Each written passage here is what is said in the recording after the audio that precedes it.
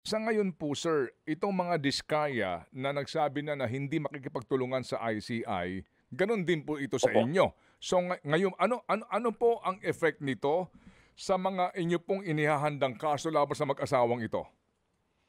Well, first, sagutin ko yung tanong ninyo po, Manong Ted. No? Mm.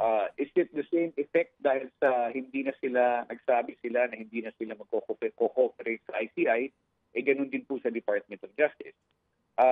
Hindi po namin alam kung ganun din po ang kanilang magiging track pagdating sa nagipag-usap sa department. Pero sa huling pagkakaalam ko po, kausap ko po yung kanilang abogado about a week ago.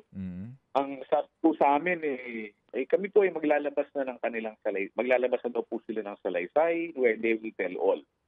Now, whether that is telling all or not is for us to determine, that is for us to evaluate. We have to just see it yet, we just have to hold it yet.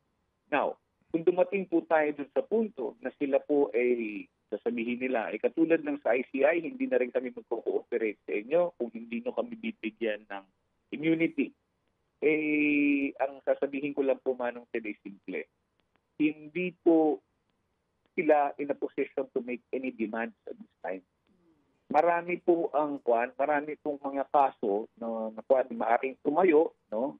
Kaya nga po, even without, independent of whatever they're saying, there are investigations are ongoing as far as they're concerned in projects where everybody, not only the Visayas, but where everybody is involved.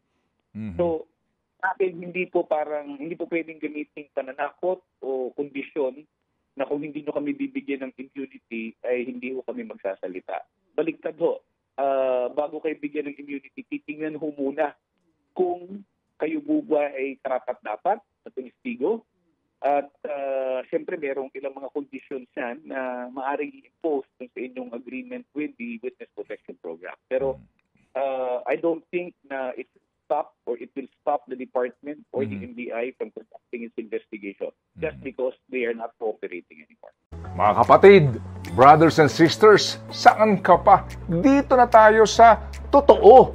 Dito na tayo sa True FM. Mga kapatid, mag-subscribe and follow po kayo sa social media accounts ng True Network PH. Yan po kami. Hanapin nyo lang True Network PH, Facebook, Instagram, YouTube, TikTok, and podcast. Mapa Apple or Spotify man yan, mahahanap nyo kami. Lahat ng mga napapanood at napapakinggan nyo po sa programa, nasa social media accounts namin yan. So, paano mga kapatid? See you sa social media!